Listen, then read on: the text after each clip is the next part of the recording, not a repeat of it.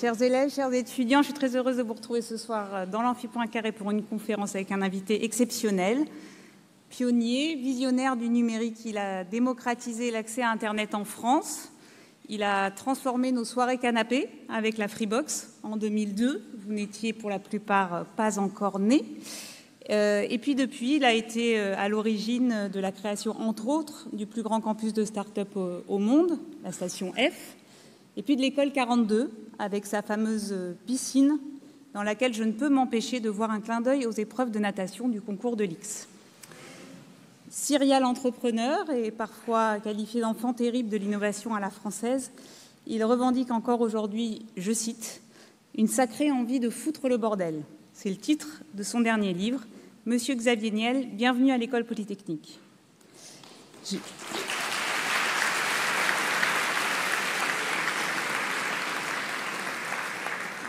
Je vais laisser le soin à un de nos élèves de retracer en détail votre incroyable parcours, mais je me contenterai de souligner l'essentiel. Vous n'êtes pas polytechnicien. Vous avez eu une trajectoire aussi spectaculaire qu'éloignée de la voie royale, dont on qualifie parfois cette école. Et pourtant, vous êtes particulièrement investi dans les questions d'éducation, au travers, je l'ai dit, de l'école 42, puis plus récemment de la création de l'Albert School. Et vous aspirez à ouvrir grand les portes de l'innovation et du numérique à une grande diversité de talents. Heureusement pour nous, certains X et certaines X trouvent tout de même grâce à vos yeux, puisque vous êtes venu ce soir accompagné de Madame Aude Durand, X 2012, à qui vous avez récemment confié les rênes en tant que directrice générale déléguée du groupe Iliad. Bienvenue à elle. Avec votre parcours, vous ne pouviez pas, bien sûr, rester indifférent à la déferlante de l'intelligence artificielle. Vous avez ainsi participé à la création de l'Albert School en 2022, mais aussi à la création du laboratoire de recherche indépendant dénommé QTI, basé à Paris et lancé il y a moins d'un an. Vous défendez dans ce domaine la nécessité pour la France et pour l'Europe de maîtriser la conception et l'entraînement de nos propres modèles pour assurer notre souveraineté numérique. Dans cette école, vous le savez, la question de la souveraineté nous tient particulièrement à cœur et je pense que rien que cette question pourrait nous occuper toute la soirée. C'est pour ça que je n'occuperai pas la scène plus longtemps. Monsieur Niel, merci encore d'être parmi nous. Nous sommes très heureux de votre présence et impatients d'échanger avec vous. Merci.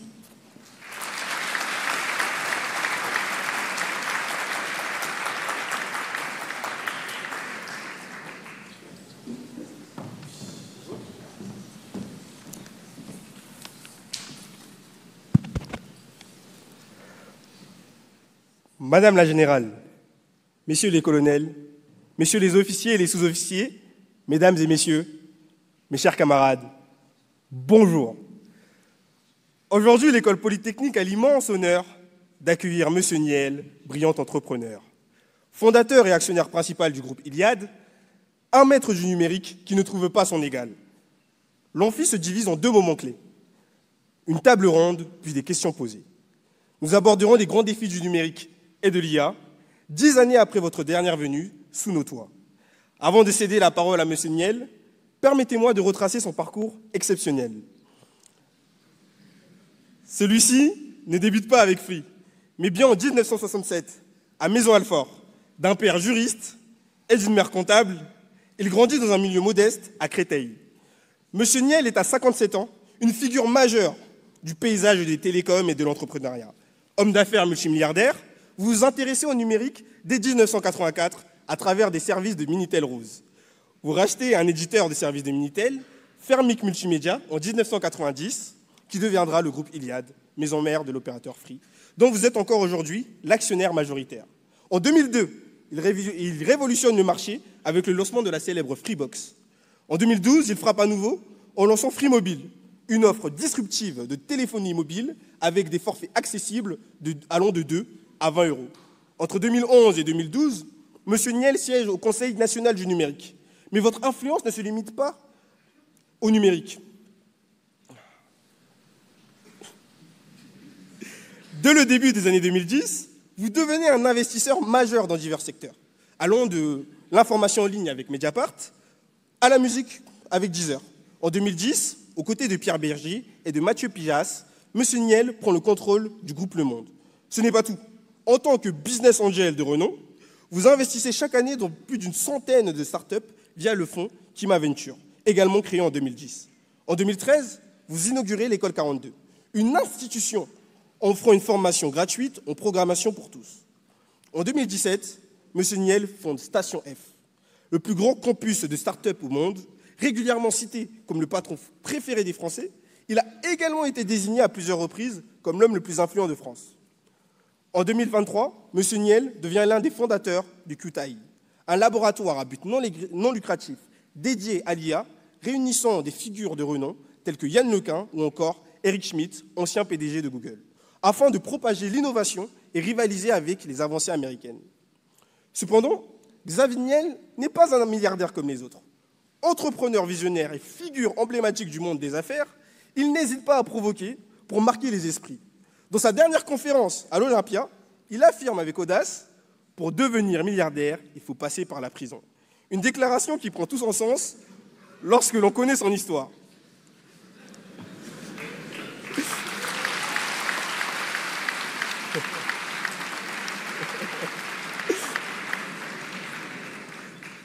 Après avoir parcouru les étapes marquantes de la vie de M. Niel, nous sommes désormais impatients d'entendre sa vision sur les grands défis du numérique et de l'intelligence artificielle. M. Niel, c'est avec grand plaisir que nous vous cédons la parole.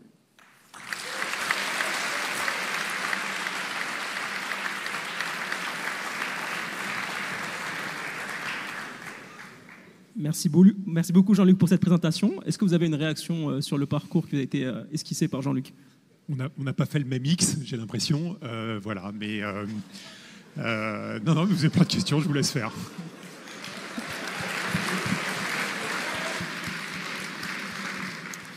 Merci beaucoup. Ils ont été lents, vous avez vu, il a fallu 4-5 secondes. Je suis assez surpris, je pense que vous étiez super rapide, et là... Merci beaucoup, Monsieur Niel, d'avoir accepté notre invitation et d'être à l'École Polytechnique aujourd'hui dans l'amphithéâtre Poincaré. Je vous présente notre amphithéâtre et les promotions X 2022 et X 2023 qui sont présentes, ainsi que mes camarades ici présents sur scène, donc Mariam et Lucas, qui sont des membres des associations X-Forum et des tribunes de l'X, respectivement. Donc je vais laisser Mariam ouvrir la première salle de questions. Alors bonjour Monsieur Niel, merci de nous honorer de votre présence. Donc on aimerait commencer la soirée, si vous êtes d'accord bien sûr, par un petit concept. On va vous poser des questions courtes à réponses courtes, histoire de mieux vous connaître, et ensuite on pourra enchaîner sur des questions un peu plus longues pour parler du thème d'aujourd'hui. Go. Alors, les personnes dans cette salle ont entre 20 et 23 ans. Où étiez-vous à 20 ans? Que faisiez-vous? Et est-ce que vous vous projetiez dans la carrière que vous avez eue et dans ce que vous vivez aujourd'hui? À 20 ans, ça faisait 3 ans que j'avais créé ma première société. J'étais codeur, donc je faisais des services de Minitel rose ou de rencontres. Ça ressemble un peu à Mythic ou ou je sais pas ce que vous à Tinder, forme de Tinder à l'époque. Voilà ce que je faisais. Donc j'avais la chance d'avoir appris, grâce à mon papa qui m'avait acheté à l'âge de 14 ans mon premier ordinateur. J'avais découvert le code informatique et j'ai lancé mes premiers services à l'âge de 17-18 ans. Voilà, donc j'étais enfermé tout seul chez moi à faire des logiciels que j'exploitais gentiment au travers des réseaux. Vous sentiez que vous alliez avoir la carrière que vous avez eue et que vous avez aujourd'hui? Ouais, pour une seule et simple raison, c'est que je suis le mec le plus optimiste de la Terre. C'est-à-dire que je pense toujours que demain sera meilleur qu'aujourd'hui. Donc j'avais aucun doute que ça allait cartonner et ça allait réussir. Pour essayer de faire ça très très rapidement, quand on a lancé Free en 98 ou quand on a lancé la Freebox, vous l'avez rappelé, en 2002. On avait fait un business model et en 2004, on avait 100% du marché français des télécoms. Aujourd'hui, on est 22 ans après, on n'en a que 25 ou 26%. Donc bon, c'est mon optimisme, mais je suis toujours optimiste comme ça. Donc je crois toujours que demain sera mieux qu'aujourd'hui et que tous nos projets vont cartonner. Donc j'avais aucun doute. Est-ce que vous aviez un rôle modèle à l'époque? Non, on était dans un monde où il n'y avait pas de... encore une fois, je pourrais être votre grand-père et peut-être même pour certains d'entre vous, votre arrière-grand-père. Je m'y étais pris très très jeune. Mais il n'y avait pas de modèle d'entrepreneur qui existait. Moi, il y a des gens que j'ai beaucoup aimés, mais les modèles que vous pouvez avoir aujourd'hui, généralement aux États-Unis, c'est des modèles qui n'existaient pas. Donc, je n'avais pas de rôle modèle. Et être entrepreneur à l'époque, c'était incompréhensible puisqu'on était dans un monde où l'économie, tout coûtait cher. Donc être entrepreneur, ça voulait dire avoir des usines, créer quelque chose. Et je n'en avais franchement pas les moyens et je pense ni l'envie. Donc je n'avais pas de rôle modèle dans ce monde qui correspond, qui est l'image qu'on peut avoir aujourd'hui du monde entrepreneurial. Quel était votre drive? A-t-il évolué au fil des années? Et si oui, quel est-il aujourd'hui? Je crois que mon drive à l'époque, c'était de gagner de l'argent. Donc, excusez-moi de la vulgarité du truc, mais mon drive, c'était de créer une chose qui allait me permettre de gagner plein d'argent. Alors après, en vieillissant, quand ça marche plutôt bien et que vous en avez plus que de besoin, l'idée, c'est de se dire qu'est-ce qu'on est capable de créer, qu'est-ce qu'on est capable d'inventer, comment on est capable d'aider le monde dans lequel on vit, comment on est capable d'aider la société, comment on est capable d'aider la France, parce que j'adore ce pays, je trouve ce pays incroyable, fantastique. Donc qu'est-ce que je peux faire ici pour l'aider à avancer, à faire des choses? Quelle est votre plus grande réussite et votre plus grand échec? Sur les échecs, j'ai une chance, comme je suis super optimiste, j'oublie toujours mes échecs. Donc les gens me disent, mais tout ce que tu fais, ça marche, ça cartonne. Mais je suis la personne qui se plante le plus sur Terre. C'est-à-dire que je passe mon truc à planter des trucs. L'année dernière, on a essayé de racheter une chaîne de télévision qui s'appelle M6. Je me suis planté. J'ai essayé de racheter Casino avec des copains. On s'est planté. Je passe mon temps à me planter, quoi. Je passe mon temps à me planter. Mais j'oublie. Donc là, comme c'est l'année dernière, je me souviens. Mais c'est comme ça tous les ans. Mais il n'y a qu'un seul secret. C'est que si on tente 10 trucs, statistiquement, on a quand même, vous êtes meilleur que moi en maths, mais statistiquement, on a une chance supérieure à d'autres d'en réussir une si on en tente 10 que si on en tente une.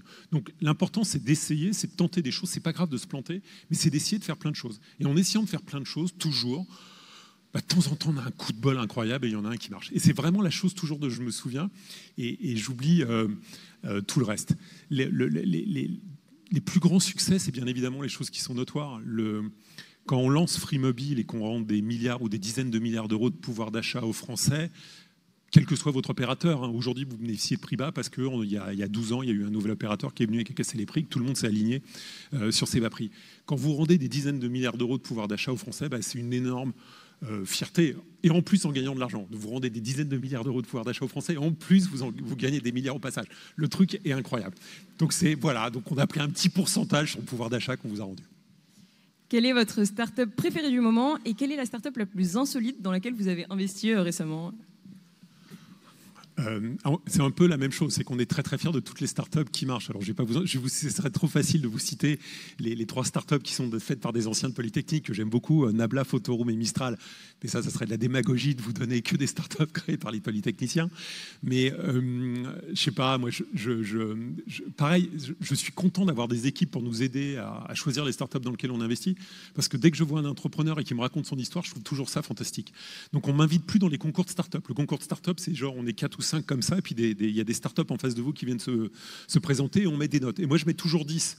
Alors, ils ne m'invitent plus parce que globalement, je ne sers à rien. Donc, je ne suis plus invité dans les concours de startups parce que je trouve toujours tous les projets qu'on me présente sur le sujet le plus génial. J'ai des startups que j'adore. Ce sont des startups qui... j'ai une startup dans laquelle il y a une start-up française comme ça et une autre aux États-Unis, et je n'ai pas le droit de parler de celle aux États-Unis, mais je vais vous parler de celle qui est en France, qui en fait invente des plantes qui surconsomment du CO2 avec une idée probablement naïve, mais c'est de se dire si on est suffisamment bon, on est capable d'avoir un impact durable fort sur le volume de CO2 qui est sur Terre. Et la première fois où j'ai vu ces gens-là, j'ai dit mais votre truc, ça ne marchera jamais, surtout la start-up américaine qui le fait d'une manière complètement révolutionnaire. Et en me disant mais votre truc ne va pas marcher. Et en fait, c'est des gens qui délivrent des résultats. Je ne suis pas sûr qu'au bout, le résultat soit à la hauteur aussi élevé que la promesse qui est faite au premier jour. En gros, solder le problème du CO2 sur Terre. Mais c'est un pas et ça fait partie des petits cailloux qu'on est capable de mettre pour améliorer la situation. C'est trop long, non, vous répondez mes réponses? Non, mais c'est très bien aussi. Je suis désolé. Avant-dernière question, est-ce qu'on est du verbe naître entrepreneur ou on le devient? C'est dur votre question. Je sais pas répondre à ça. Je pense que c'est les hasards de la vie. Moi, je suis tellement... Alors d'un autre côté, je suis tellement surpris. J'ai 4 enfants et je suis tellement surpris qu'en ayant élevé ces 4 enfants de la même manière, ils soient aussi différents qu'en fait, on doit avoir un petit grain ou un petit ADN, une petite ambition, et puis après, on est aidé par des parents à grandir, ou par son environnement, ou par ses amis, à grandir et à faire ça. Mais franchement, je sais pas répondre à cette question. Question un peu différente, mais qui va dans le même sens. Dans votre livre, vous parlez du fait d'être street smart, à savoir de savoir se débrouiller et d'avoir ce côté entrepreneurial. Celui-là, vous pensez qu'on l'acquiert ou qu'il est inné? Si un d'entre vous veut vraiment une réponse odieuse, demandez-moi ce que c'est que ma définition de street smart. Donc je vous laisse une question ouverte, je vous laisserai le faire après. Je pense qu'on est un peu plus avec ça, avec cette notion enfin, je répondrai peut-être à votre question tout à l'heure sur ce que c'est, mais je pense qu'on est plus avec ça, où on s'habitue très tôt à ça et à se débrouiller pour répondre à cette street smartitude. Et pour finir, donc, vous en parlez dans votre livre, souvent vous citez les grandes écoles, et donc notamment l'école polytechnique. Selon vous, quels sont les principaux avantages d'être polytechnicien? Ou plus informellement, qu'est-ce que vous adorez chez les X et qu'est-ce que vous détestez chez les X? Alors, on m'avait demandé de faire. J'ai commencé avec de la démagogie, mais j'en ai pas fait assez encore pour être désagréable. Ce que je vais aimer, c'est votre culture scientifique. C'est-à-dire que je pense que c'est incroyablement important parce que moi, j'ai arrêté mes études. J'ai mon bac, un bac scientifique, j'ai de la chance, mais j'ai arrêté mes études à ce moment-là parce que je travaillais, je gagnais convenablement ma vie. Je pense que toutes les sciences de l'ingénieur, toute la culture scientifique permet de faire des choses, de créer des innovations, d'inventer des choses qui font évoluer la société. Et donc, je pense que cette école vous forme, avec les écoles d'application que vous serez capable de faire derrière, vous forme au meilleur. Et si vous prenez systématiquement, quand on me dit quelle est pourquoi en France on est en avance sur l'IA, je cite toujours une école, c'est la vôtre, et le MVA en complément. Donc je pense que ce que l'on vous apprend ici est recherché dans le monde entier, et il n'y a, je ne pense, pas un laboratoire, pas une société d'intelligence artificielle qui marche dans le monde sans avoir un Français et généralement issu de votre école. Et je pense que ça, vous avez une chance incroyable et en fait, c'est à nous de vous remercier parce qu'on a la chance incroyable d'avoir cette école et de vous avoir, vous, élèves, avec une culture généralement mathématique pour être arrivé ici, incroyable. Et je pense que ça, c'est votre force. S'il faut faire une critique, c'est comment vous sortez j'allais pas vous dire du corps, parce qu'il est tellement important ici, ça serait lâche, vous metteriez dehors, mais comment vous êtes capable de sortir et de comprendre qu'au-delà du monde dans lequel vous grandissez ici, il existe un autre monde qui n'est pas peuplé exclusivement de polytechniciens. Et je pense que les plus grands succès que vous serez capable de faire ou de créer, ça serait quand vous vous associerez avec des gens qui sont l'exact opposé de ce que vous êtes. Typiquement, quand vous allez être capable de faire quelque chose avec HEC, qui sont une culture différente, quand vous allez être capable de créer des choses ensemble, en étant aussi différents, au bout, les choses qui vont émerger vont être beaucoup plus grandes. Donc, comment sortir d'une forme de culture de l'entre-soi pour être capable de s'ouvrir au monde. Mais bon, c'est un petit détail facilement corrigeable. Les atouts que vous avez sont tellement plus importants qu'on peut l'oublier. Merci beaucoup, Monsieur Niel, pour vos réponses. Donc, je vais poser une nouvelle question. Donc, l'entrepreneuriat évoque souvent le risque, celui d'échouer ou de tout perdre. Vous avez dit « je suis le mec qui se plante le plus sur Terre » à l'instant. Pensez-vous que la société française a évolué et perçoit aujourd'hui l'échec entrepreneurial de façon moins stigmatisante? Et pourquoi, selon vous, n'a-t-on pas encore appris, même parmi les jeunes, et pourquoi c'est vous aujourd'hui qui devez nous enseigner à foutre le bordel? Alors, je vous remercie d'avoir rappelé précédemment mon âge. C'était le seul truc désagréable de votre présentation, parce que moi j'ai l'impression d'avoir le vôtre, voire même d'être plus jeune. Donc je suis toujours très gêné quand on me ramène à une véritable réalité. Et donc merci de le refaire. Je crois qu'il y a déjà juridiquement ce sujet à évoluer. C'est-à-dire qu'en fait, si vous étiez entrepreneur, vous aviez créé une boîte et que vous vous plantiez il y a 20 ans ou il y a 30 ans, l'échec faisait qu'on ne pouvait pas se relever. Aujourd'hui, tous les sujets juridiques ont été corrigés et se planter, ok, c'est la vie, on se plante, on crée une boîte, on se plante, on peut en créer une autre. Donc l'environnement juridique a déjà évolué. Le deuxième élément, c'est que nous, quand on est investisseur, en tant qu'investisseur, on adore les gens qui se sont plantés. Parce qu'on pense que c'est une courbe d'apprentissage. Et que si on s'est planté une fois, statistiquement, on a un tout petit peu moins de chances de se replanter une deuxième fois, ou tout au moins, on n'a pas envie de recommencer le fait de se planter. Et donc, nous, en tant qu'investisseurs, en tout cas moi, en tant qu'investisseur, j'adore investir chez des gens qui sont des repeat entrepreneurs. S'ils sont successful, c'est génial, et s'ils se sont plantés, c'est presque aussi bien. Donc je pense qu'on évolue dans cette culture, et je pense que la manière dont aujourd'hui, si certains d'entre vous créent des entreprises, le voit, vous le voyez dans ce sens-là. L'échec est humain. On peut se planter à un examen, on peut se planter à plein de choses. De la même manière, on peut se planter on n'a pas envie, mais on peut se planter dans une création d'entreprise. Donc, je pense que c'est quelque chose de plus accepté aujourd'hui, pas complètement de manière encore parfaite et optimale, mais on va dans le bon sens et il faut continuer d'aller dans ce sens-là et de comprendre que quand on investit dans une start-up, le risque, il est pricé. C'est-à-dire qu'il y a un fort risque et donc il y a un fort, si ça marche et que ça cartonne, le retour sera très important et donc on presque le risque. Il y a une chose d'incroyable chez vous, je ne sais pas si vous le savez, mais on m'a rappelé que la dernière fois que je suis venu parler devant vous, c'était il y a 10 ans, en 2014. Le sujet à l'époque principal, c'était de dire qu'il n'y avait pas d'entrepreneurs. Il n'y avait pas d'entrepreneurs à Polytechnique. Ça n'existait pas. C'était presque les entrepreneurs à Polytechnique étaient à l'époque quelque chose qui ne semblait pas pouvoir exister. Et c'est quelque chose qui a changé. Et je pense que c'est quelque chose d'incroyable. Encore une fois, on n'est pas tous faits pour être entrepreneurs et il faut tout pour faire un monde. Il faut chacun qu'on se destine à des choses qui nous plaisent ou à des choses dont on a envie. Mais c'est vraiment un vrai changement et c'est un changement super important. Et ça se passe à peu près dans toutes les grandes écoles. Encore une fois, HECA, les écoles de commerce ont été plus en avance sur le sujet, mais aujourd'hui, c'est vraiment quelque chose de perméable. Vous m'avez rappelé mon âge. Vous avez entièrement raison. Je ne suis absolument pas crédible comme modèle pour vous. Je vais la rappeler, 57 ans, je n'ai pas l'impression, mais j'ai 57 ans. Et en fait, vous avez une vingtaine d'années et globalement, vous ne pouvez pas vous identifier à moi. Encore une fois, je peux être votre père, votre grand-père, s'identifier à moi est super difficile. Et c'est tout le travail collectif qu'on a à faire pour mettre en avant des talents, des succès, des personnes qui sont un tout petit peu plus âgées que vous, qui ont une trentaine d'années, qui ont réussi, qui ont créé quelque chose de fantastique, qui sont notoires et qui vous permettent de vous identifier à eux parce que ça sera incroyablement plus facile.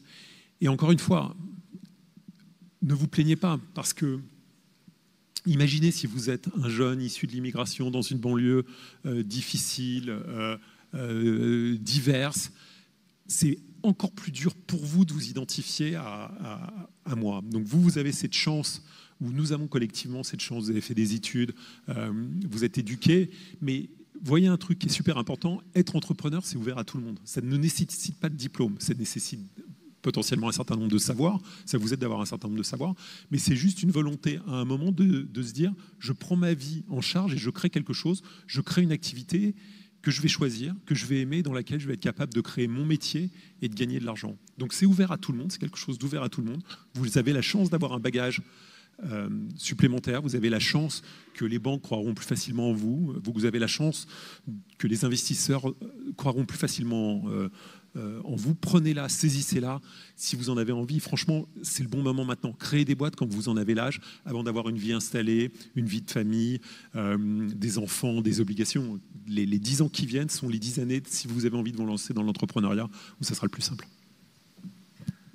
Merci beaucoup, Monsieur Niel, pour votre réponse. Je vais céder la parole à Lucas pour une nouvelle question. Merci beaucoup, Monsieur Niel, pour être venu ce soir. Moi, je voudrais continuer un petit peu sur les questions qui ont été posées avant sur l'entrepreneuriat, parce que je pense que ça intéresse beaucoup de monde ici. Alix vous l'a dit. C'est une nouveauté. Ce n'était pas le cas il y a 10 ans. C'est une bonne nouvelle. Je pense que parmi mes camarades, il y a beaucoup de gens qui aimeraient se lancer ou qui cherchent à un moment dans leur carrière à se lancer dans l'entrepreneuriat. On l'a rappelé, vous avez eu beaucoup d'activités en tant que business angel. Vous avez lancé Station F, le fonds Kima Ventures, beaucoup d'autres initiatives. À travers votre expérience, alors peut-être que ce n'est pas possible, mais est-ce que vous avez pu voir quelque chose qui définit ce qu'est un bon entrepreneur ? Est-ce que c'est possible de définir ? Est-ce que vous auriez des conseils à donner à des X ou même des étudiants d'école d'ingénieurs en général qui aimeraient se lancer dans l'entrepreneuriat, soit pendant leurs études, soit à l'issue ? Donc voilà, est-ce que, à travers votre expérience, vous avez pu dégager un profil ? Alors, quelque chose que vous n'avez pas et que j'ai eu la chance d'avoir, c'est de la naïveté. Donc un tout petit peu de naïveté et encore une fois de croire que ce que vous allez faire, ça va marcher, même si vous êtes dans un environnement, dans une activité où la disruption ou la possibilité de changer les choses paraît impossible. Mais vous avez une économie mondiale incroyablement riche. Vous avez des entreprises dans tous les secteurs qui sont incroyablement riches. Ces entreprises, elles sont devenues tellement riches qu'elles sont devenues mal gérées et peu innovantes. Et c'est valable, y compris pour les entreprises de la tech. C'est-à-dire qu'elles sont obligées d'être des milliers pour des choses qu'à quelques-uns, on est capable de faire. Je vais vous prendre un seul et simple exemple que vous connaissez, c'est que c'est OpenAI, ChatGPT. Je crois que l'équipe de démarrage, c'est quelques dizaines de personnes, 80 si je ne me trompe pas. Et en face de ça, vous avez des laboratoires de Facebook à Paris, chez Google, des centaines, probablement des gros milliers de personnes qui travaillent sur le sujet. Et pourtant, le produit qui émerge, il émerge d'une start-up. Pourquoi ? Parce que les lourdeurs qui existaient dans tous les grands groupes qui travaillaient sur les mêmes sujets empêchaient l'émergence de ce produit-là. Et c'est toujours le sujet. Si vous pensez connaître un secteur, être capable d'être plus dynamique, d'être plus habile, d'être plus débrouillard, et au bout de créer quelque chose qui soit meilleur que ce qui peut exister, vous êtes prêt pour aller créer une entreprise dans le secteur que vous voulez, encore une fois. Mais c'est ça le sujet. Comment les entreprises, elles naissent, elles grandissent et elles meurent. Et comment on est capable d'être là à la naissance pour battre une entreprise qui, elle, est complètement mature et en général très riche.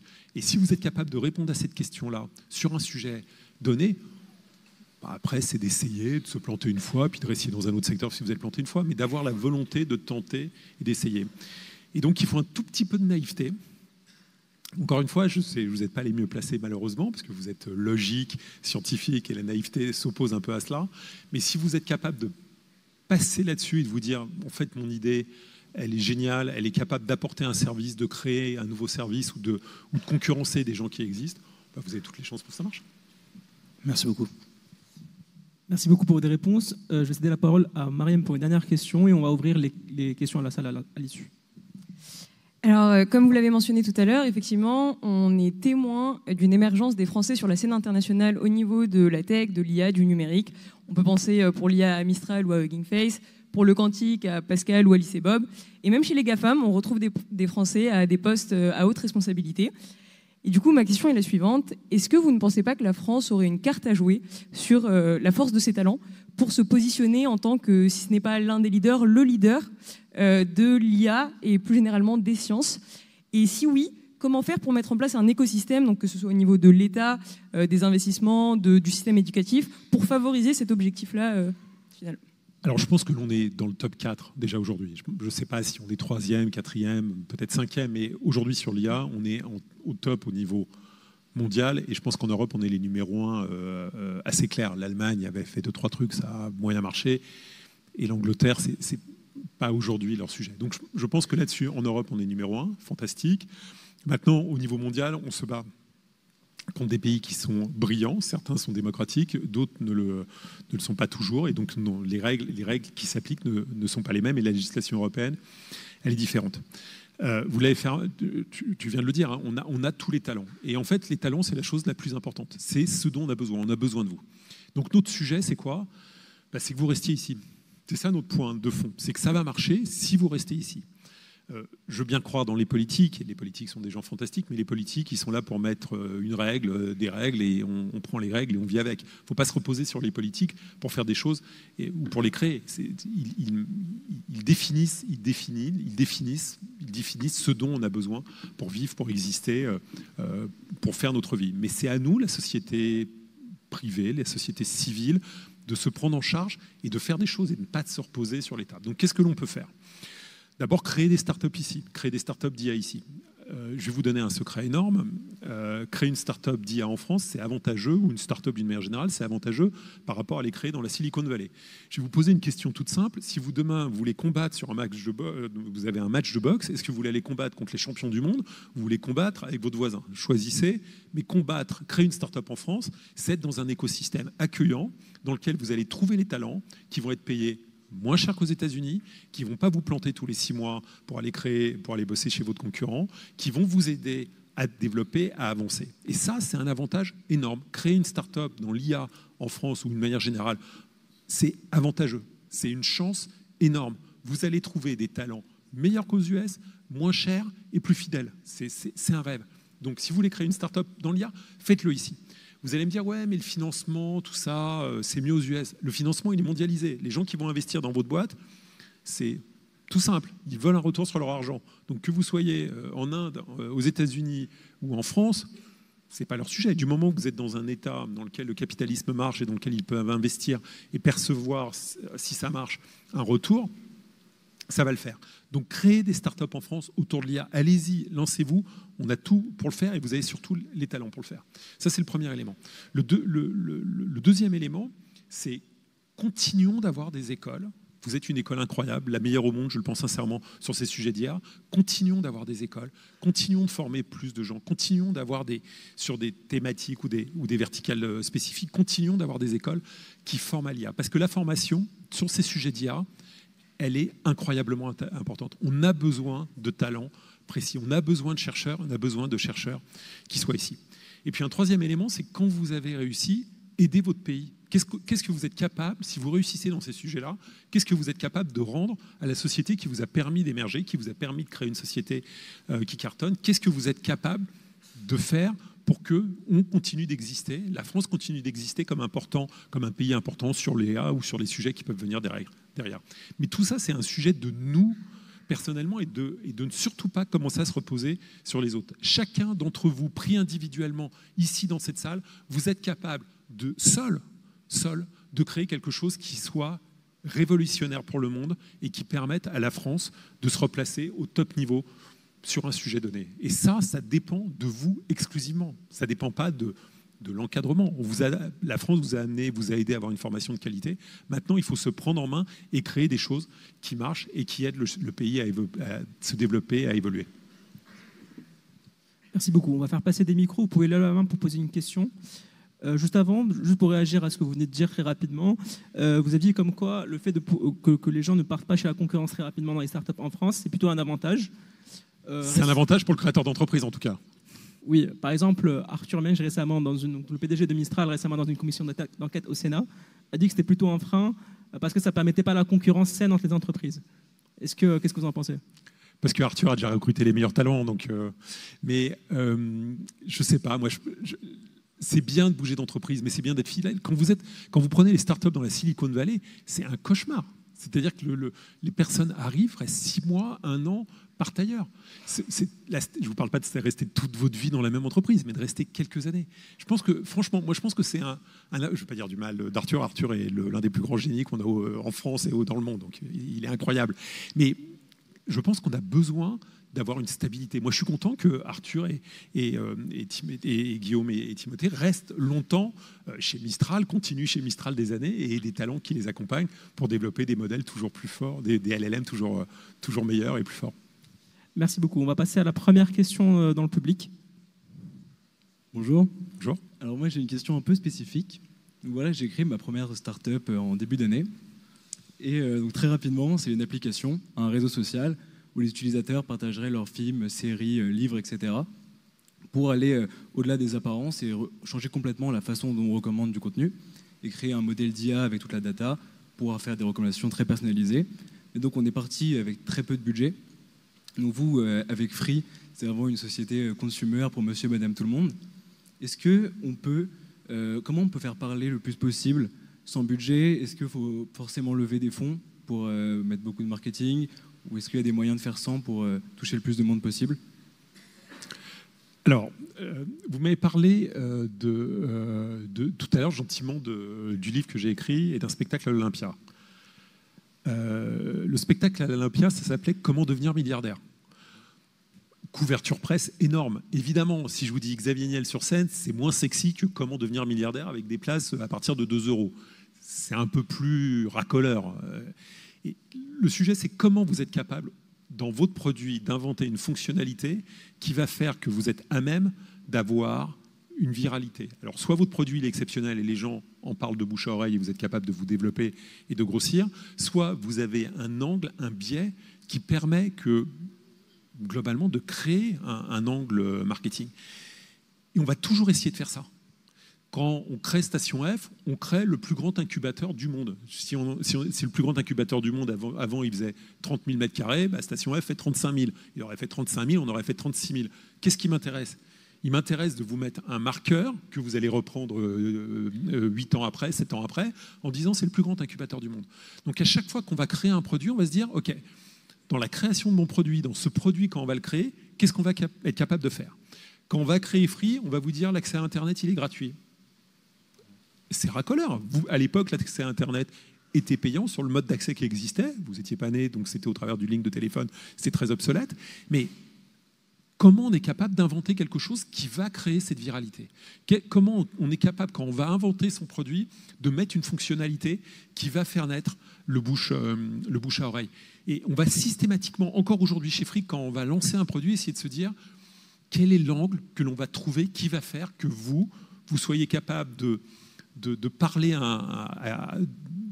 à quelqu'un en lui disant ce qu'ils ont fait, c'est un truc de fou, c'est créer l'effet, ce qu'on appelle l'effet waouh, ou sur les réseaux sociaux, d'avoir des gens qui, les uns aux autres, vont en parler en se disant regarde ce qu'il a fait, c'est fou. Et donc on va systématiquement essayer de faire ça pour justement ne pas passer par la case marketing payant, parce que la case marketing payant, c'est un accélérateur.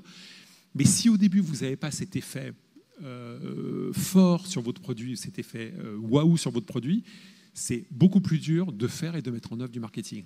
Donc si vous voulez, c'est tout l'intérêt de lancer un produit de zéro, parce que vous allez pouvoir prendre des risques pour faire du marketing, là où, je sais pas, Netflix n'est plus capable, ou aujourd'hui a beaucoup plus de mal, va prendre des risques extrêmement contrôlés, là où les risques que vous pouvez prendre pour faire parler de vos produits, ils n'ont pas les mêmes conséquences au terme de ce que vous voulez faire ou vous êtes capable de faire. Il y a un autre élément qui est super important dans ce que vous avez dit, c'est que commencer avec très peu de fonds, ça oblige à être intelligent. Quand on a trop d'argent, vous avez la garantie de faire des bêtises. C'est un des gros problèmes. On gère des sociétés, je peux gérer des sociétés qui sont des sociétés importantes, qui font des gros chiffres d'affaires. Free en France, ça doit faire un petit peu moins de 7 milliards d'euros de chiffre d'affaires. Mais quand vous gérez des sociétés de cette taille-là, que vous avez accès à beaucoup d'argent, vous réfléchissez moins, vous êtes moins efficace et vous faites beaucoup de bêtises. Et c'est une chance incroyable, on en parlait juste avant, c'est une chance incroyable quand vous lancez une société, quand vous lancez une start-up, d'avoir un truc, d'avoir des idées, de prendre des risques, d'être capable de faire à seul ou à deux ce qu'il faudrait chez nous 10, 20, 30, 40, 50 personnes, d'être motivé, d'avoir envie de réussir. Et ça change tout. Et c'est comme ça qu'on réussit. C'est comment vous êtes capable d'être plus efficace, incroyablement plus efficace, et dans le même temps, d'avoir la petite ou les deux petites bonnes idées qui vont faire exploser votre produit. Merci beaucoup. On va prendre une deuxième question dans le public. Bonjour. Je suis là. Merci. Je veux flamber, je ne mets pas mes lunettes. Je suis désolé, elles sont là. Merci. Merci pour votre venue. Je me demandais, est-ce que vous pourriez peut-être définir un peu plus précisément ce que vous appelez par street smartitude? Puis comment... Merci d'avoir attendu la deuxième question. Voilà. Puis comment l'acquérir et est-ce qu'elle vous a permis de gagner votre 1 contre 1 devant le Lidl de la rue Sainte à Marseille?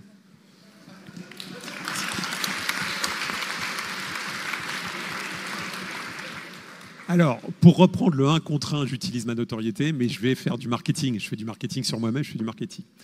Quand on vous a parlé d'Aude, qui est ici et qui maintenant dirige Iliad, quand j'ai recruté Aude,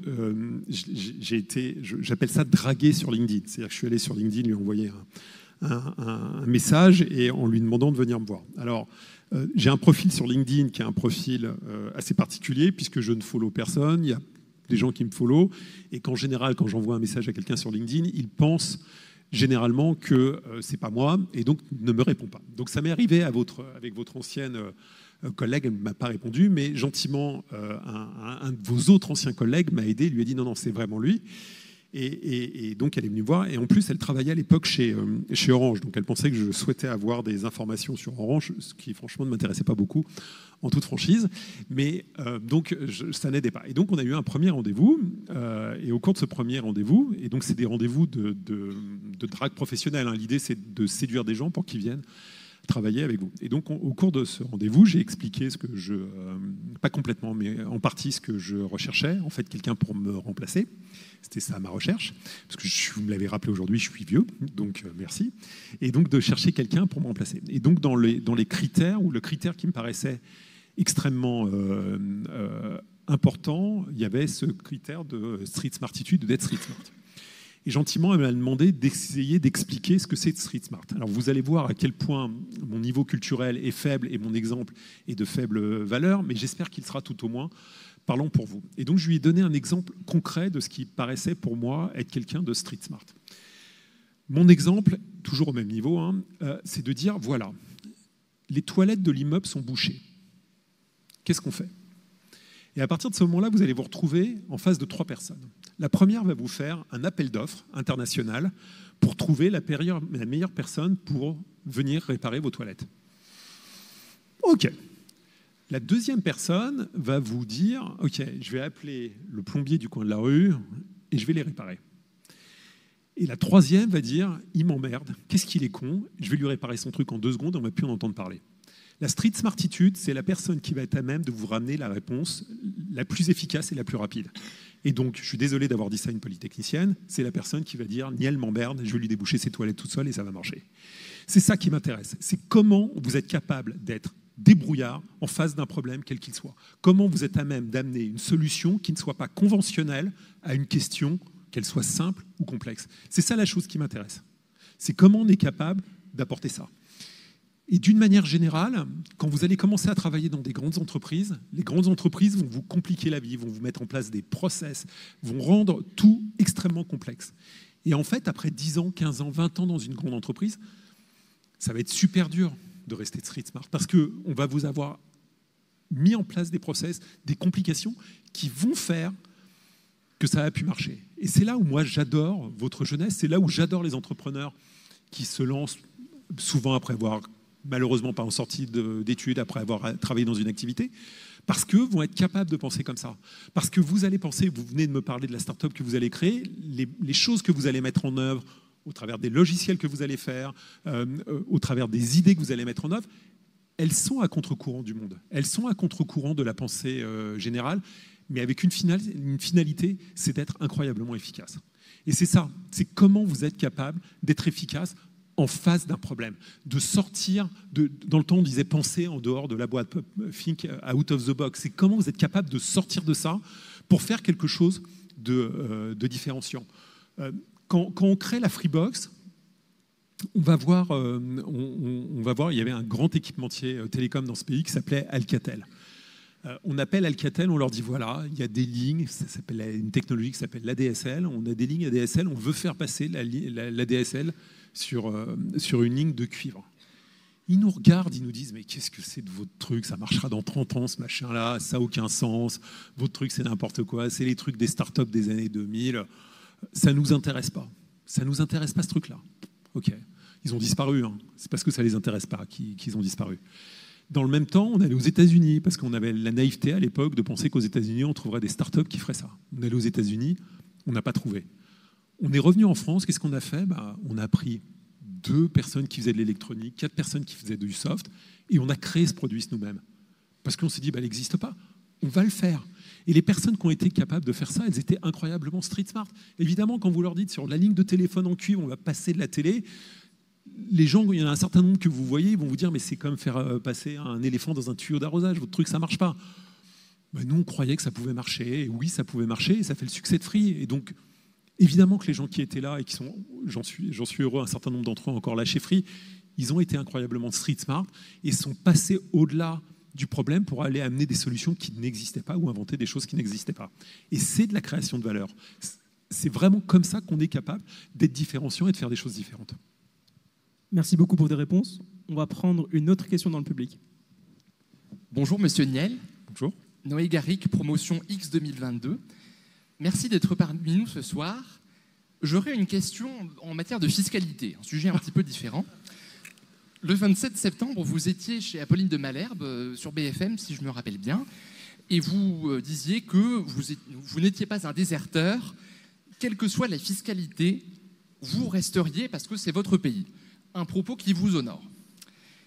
Si on regarde votre page Wikipédia, en 2017, il a été révélé que votre société, Fossia Limited, était implantée à Naples. Enfin, vous en avez Malte, pas Naples. Ah, autant pour moi, à Malte.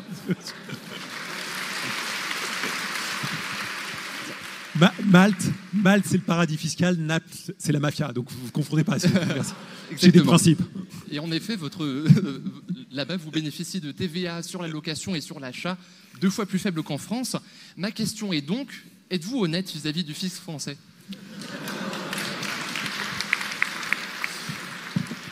Alors, premier élément, j'aimerais que vous... Je ne sais pas si vous avez la source sous la main, mais j'aurais aimé que vous révéliez qui a fait cette énorme révélation.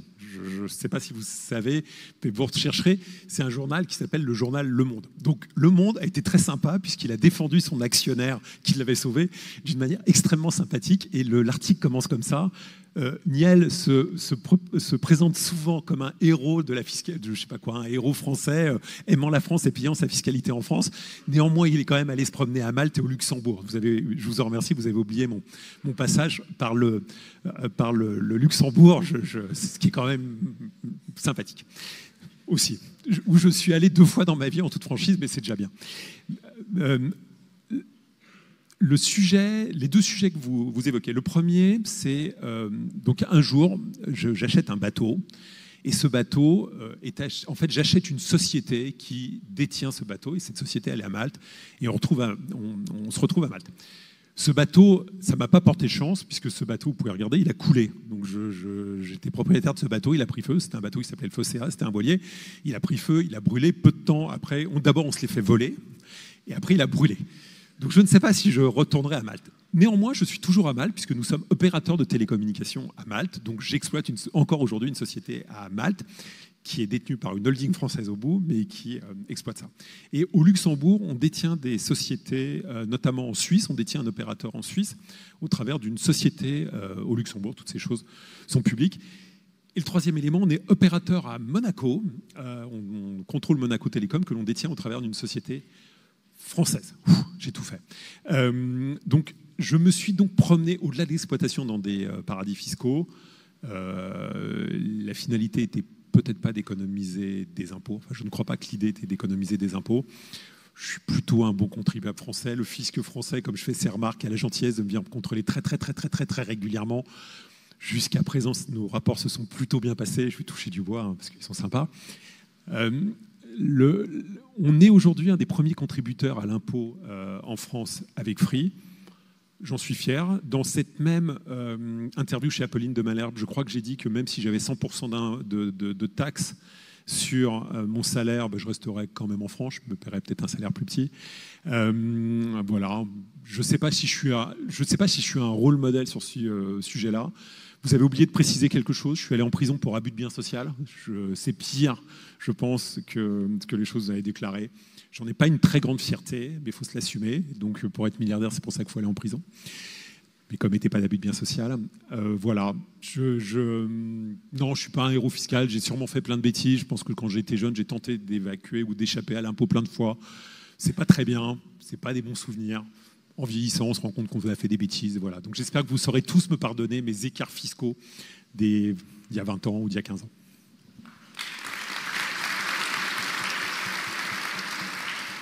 Merci. Vous applaudissez un fraudeur fiscal. Alors là, c'est un truc. Merci beaucoup pour votre honnêteté. Est-ce qu'on a une autre question dans la salle? Oui, bonjour. Bonjour. Théophile Demestre, moi je fais partie de la promotion XHEC de cette année, entrepreneur.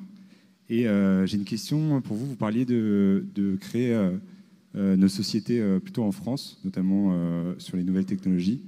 C'est une grosse question qu'on se pose parce qu'à partir de janvier, on va lancer nos projets soit aux États-Unis, soit en France, notamment à la station F. On a eu des arguments, notamment au niveau technologie, d'une personne que vous devez connaître, Luc Julia, qui nous invitait plutôt à aller aux États-Unis si on aimait la tech, notamment avec 2 arguments. Le premier, c'est en Amérique, on crée, en Chine, on copie, en Europe, on régule. Donc, elle est plutôt en Amérique. Et le deuxième argument, c'était de dire la vallée, vous n'aurez jamais autant d'émulsions dans la vallée que vous n'aurez en France. Donc, foncez là-bas. Ce qui fait qu'aujourd'hui, la plupart des ingénieurs de ce master vont plutôt aller aux États-Unis. Donc, pourquoi on pousserait plus sur la France, selon vous? Vous savez combien il y a de salles de cinéma dans la Silicon Valley? Non, du tout. Vérifiez. J'espère que vous n'aimez pas trop le cinéma. Vous savez combien il y a de salles de théâtre dans la Silicon Valley? Vérifiez. J'espère que vous n'aimez pas trop le théâtre. La Silicon Valley, c'est fantastique. J'adore, j'y ai investi plein de fois. C'est un lieu, en effet, avec un dynamisme. Vous avez une université très très bonne juste à côté. C'est incroyable. Maintenant, il va falloir se couper de tout, quoi. C'est franchement de tout. Vous allez faire que ça. Et moi, je crois quelque chose. Je crois que, oui, il y a 20 ans, si vous vouliez créer une start-up, il fallait qu'elle soit successful, il fallait qu'elle soit dans les 10 km autour de Stanford. Je pense qu'il y a 10 ans, ça pouvait être à 500 km autour de Stanford. Vous avez eu l'émergence de Los Angeles et d'autres écosystèmes, du Texas. C'est encore éloigné à peut-être 1000 ou 2000 km. Et je pense que maintenant, ce sujet-là, c'est complètement mondialisé. Ça n'empêche pas d'avoir un bureau là-bas, ça n'empêche pas d'aller chercher des idées là-bas, ça n'empêche pas d'y aller. Mais je pense que vous avez un avantage énorme à créer des entreprises ici, encore une fois, à cause des talents que vous allez trouver ici. Si vous pensez que c'est un hasard que Yann LeCun, quand il crée un labo pour Facebook, il le crée à Paris, vous vous trompez. Pourquoi ? Parce que les talents, ils sont ici. Et que les talents qui sont ici, ils n'ont pas tous envie de partir. Parce que... J'adore parce que les deux questions, je les trouve complètement en opposition. C'est-à-dire, vous me dites, vous cherchez à payer vos impôts ailleurs, et vous me dites, mais moi, je veux me casser pour créer ma boîte ailleurs. Mais vous pensez qu'au bout du bout, qui crée de la valeur pour le pays ? La personne qui peut-être a vu une petite partie de ses revenus échapper à une partie de taxation en France, ou celui qui quitte la France après avoir été formé par la France ? Je pense que c'est celui qui s'en va qui, en fait, appauvrit le plus de pays. Et encore une fois, je ne cherche pas à vous culpabiliser. Surtout, ne restez pas que pour ça et faites votre vie à l'endroit où vous avez envie. Mais je pense qu'ici, vous êtes capable de vivre dans un écosystème incroyable avec des talents. Et ils sont dans cette salle. Et je ne sais pas si vous êtes capable d'accéder à autant de talents là-bas, aussi qualitatifs, aussi accessibles, aussi ouverts. Donc moi, je pense que si je crée, et je suis vieux, et encore une fois, j'ai vécu toute ma vie en France et je suis content, et j'adore ce pays, et je suis content de vivre ici, je pense que si je crée une entreprise, je la créerai dans l'intelligence artificielle, je la créerai en France, pour des raisons que je pense objectives, qui concernent à la fois mon activité et à la fois moi-même dans ma vie, dans mon accès au monde, dans mon accès à la culture. Qu'est-ce qui m'a permis ? J'ai eu la chance d'être investisseur dans toutes les plus grandes startups au monde dès leur premier tour, dès le début. Dans Snapchat, dans Airbnb, dans Uber, dans Square, ça s'appelle Block maintenant, dans toutes ces sociétés-là, j'étais investisseur dès le début parce que j'étais à Paris. Et en fait, parce que tous ces gens-là viennent à Paris. Parce que très très vite, dès que ça commence à marcher un tout petit peu, ils en ont marre, ils veulent venir à Paris. Pourquoi ? Parce que la vie est une vraie vie ici, parce que vous pouvez vivre ici, parce que vous pouvez avoir une vie à côté de votre vie professionnelle, parce que vous pouvez avoir des enfants qui grandissent ici, parce que vous pouvez rencontrer des gens ici. Et je pense que toutes ces choses-là, vous ne les retrouverez pas dans la Silicon Valley, qui est un environnement que je vais qualifier de complexe pour être capable de faire des choses en sortant de la capacité de créer une entreprise. C'est-à-dire que tout ce qui va être autour va être beaucoup plus dur. Encore une fois, l'amour de mon pays peut peut-être me pousser à vous dire ça aujourd'hui. Luc vous conseille d'aller aux US, mais je vais vous conseiller de rester en France. Comme ça, vous ferez une moyenne et vous choisirez tout seul. Merci beaucoup.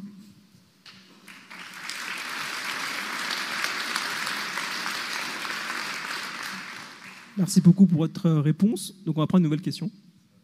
Bonjour. Bonjour Monsieur Niel. Je me présente Antoine Delacour, promotion X23, j'ai 18 ans. Vous avez parlé de... Ça veut dire qu'il est très très bon, c'est ça, non ? Ok, d'accord. Bon. Je ne commenterai pas. Non, j'ai senti un flou dans la salle. Là, du coup, je voulais vous demander, vous avez parlé avant de penser à contre-courant dans la street smartitude. Et en fait, comment est-ce qu'on apprend à penser à contre-courant ? Comment est-ce qu'on le fait ? Est-ce que c'est par la jeunesse ? Est-ce que c'est par la diversité de l'équipe dont vous parliez justement avant ?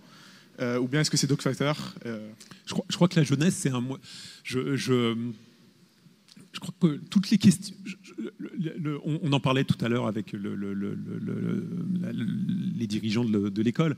C'est que je pense qu'il y a un moment, de voir que vous êtes capable, sur des sujets donnés, de sortir d'un chemin tracé, d'être capable de contester ce qu'on est capable de vous affirmer. Je crois que c'est ça le sujet. C'est de se dire, c'est pas parce que vous m'avez dit que cette table est noire qu'elle est noire. C'est ça le vrai sujet, c'est de s'interroger sur la raison des choses. Et je pense que la jeunesse vous permet de faire cela. C'est-à-dire que quand on est jeune, on est capable adolescent, on est capable de contester ses parents. Et comment vous êtes capable de garder cette volonté de ne pas reconnaître l'ordre établi. C'est de se dire, c'est pas parce que ça existe depuis 5 siècles que c'est juste et que c'est réel. Et à partir de ce moment-là, d'avoir ou d'apporter des solutions qui sont des solutions différentes, de bon sens, pour vous en sortir. Quand j'étais petit, j'avais une grand-mère agricultrice, et elle disait, mon petit-fils, en parlant de moi, il n'est pas très intelligent, mais il a du bon sens.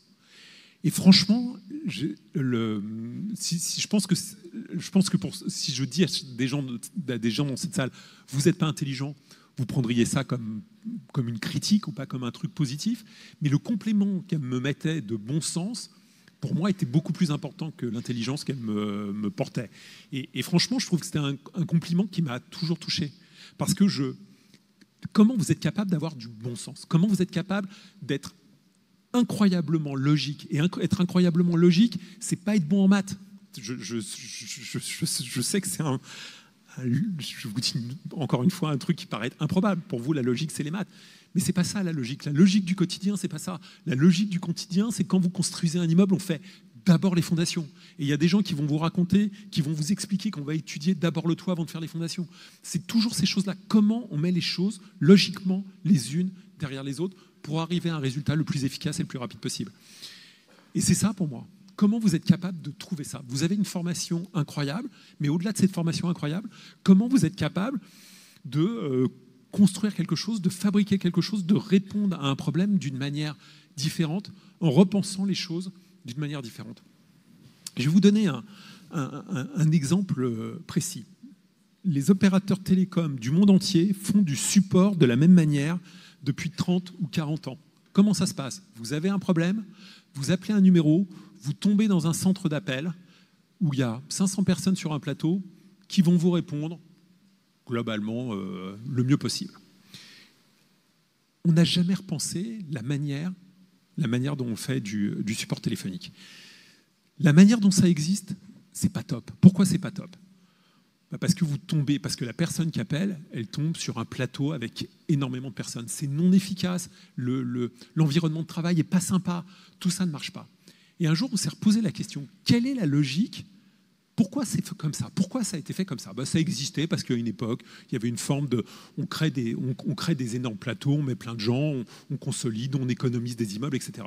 Et on s'est reposé la question pour créer une forme de support chez Free qui est complètement différente, qui est la suivante et qui marche de la manière suivante. Sur plus de 50% du territoire, pour plus de 50% de nos abonnés, quand vous appelez le support Free, vous avez donc une chance sur 2, pour 50% de nos abonnés, de tomber sur une cellule, pour tomber sur un groupe de personnes qui fait le support à côté de chez vous. Et donc, on a créé partout en France des cellules d'une petite dizaine de personnes, de 8 personnes, et je vais vous dire pourquoi 8, mais pour créer des cellules de 8 personnes qui font le support à proximité de nos abonnés. Et ça change tout dans la qualité du support qu'on va rendre. Pourquoi? Ça va tout changer parce que quand vous appelez un centre d'appel où il y a 500 personnes, si la personne n'a pas envie de bosser, elle va vous dire « Écoutez, c'est un problème sur votre zone, rappelez demain ». Classiquement. Quand vous appelez un groupe de 8 personnes, ils ne peuvent pas vous répondre ça parce qu'ils sont ensemble dans le même bureau et que le lendemain, quand il va rappeler, il a une vraie chance de tomber sur vous. Donc, ils ne peuvent plus répondre ça. Conclusion, la qualité de la réponse, elle est incroyablement meilleure et le solutionnement des problèmes, il n'a rien à voir. Premier élément. Deuxième élément, pour les salariés, travailler dans une équipe de 8 personnes, ça change le confort de travail. Ça change complètement le confort de travail. Parce que vous n'êtes plus sur un plateau avec plein de gens. Vous êtes avec un groupe de personnes et vous êtes capable de vous entraider. J'ai un problème avec mon enfant, j'ai un problème avec ceci, avec cela. Et on va s'organiser. J'ai oublié un élément super important, c'est quand votre centre d'appel il est au coin de la rue, les gens connaissent votre territoire. Ils ont le même accent de vous. Si vous appelez à Marseille, vous ne tombez pas sur un centre d'appel au Maroc ou à Lille. Vous tombez sur des gens qui ont qui parlent de la même manière que vous, qui connaissent votre ville, qui connaissent votre environnement. Et l'intérêt, il est pour la société. Parce que si on a des abonnés plus heureux, ils churnent point, on crée du bouche à oreille, on génère des recrutements. Si on est plus efficace dans la réponse à l'abonné, si on répond plus vite et de manière plus efficace, qu'est-ce qui se passe au bout? Quand on fait ça, ça coûte moins cher pour l'entreprise.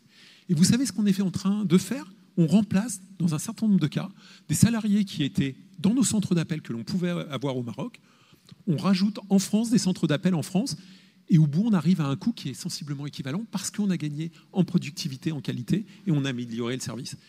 Mais il y a un matin, il faut que des gens s'assoient et soit capable de se dire on va repenser le support tel qu'il existe depuis des années. Ce n'est pas parce que nous-mêmes, on l'a fait pendant 25 ans ou 30 ans de la même manière qu'on doit continuer de le faire de la même manière. Et qu'est-ce qu'on est capable de faire ? Et de la manière dont on l'a fait, d'abord on a mis un monsieur, on a dit ok, on va prendre une personne qui fait le support pour un groupe de personnes.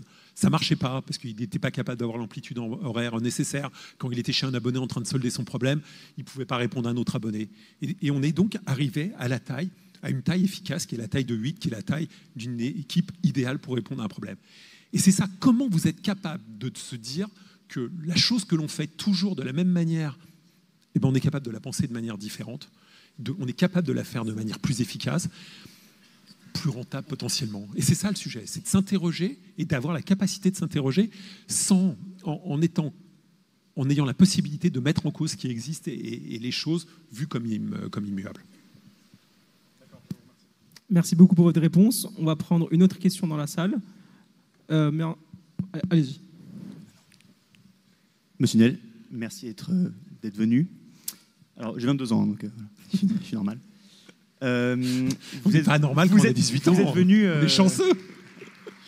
Vous êtes venu à l'X et je vous en remercie. Vous faites l'éloge des polytechniciens, enfin, de certaines qualités. Néanmoins, moi, que je sors mon téléphone de ma poche, que je sois dans le bâtiment ou en dehors, j'ai pas de 4G et je suis chez Free. Qu'est-ce qui nous manque à l'X pour avoir un bon réseau 4G ?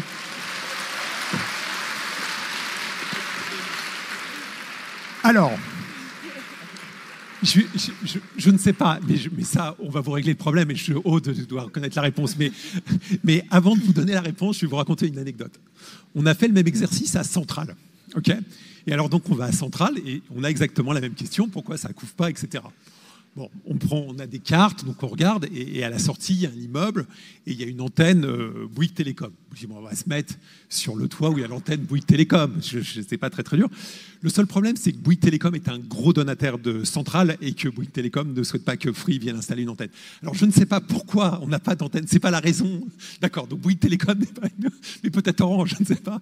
Mais donc, vous avez Aude ici, dont c'est le métier, pour que dans 1 an ou dans 2 ans, quand je reviendrai vous voir, vous puissiez me féliciter pour avoir, notamment dans cet amphithéâtre, une couverture. En plus, je suis sûr que ça touchera beaucoup Aude, puisque c'est une de vos anciennes collègues. Donc, je suis sûr qu'elle mettra à cœur que dans les semaines qui viennent, dans les jours qui viennent, allez savoir, vous puissiez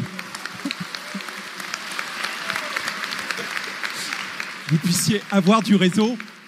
Il nous faudra néanmoins l'obligation de l'école. Mais si l'école nous accepte, nous serons ravis de venir couvrir ça très très vite et très très bien. Merci beaucoup.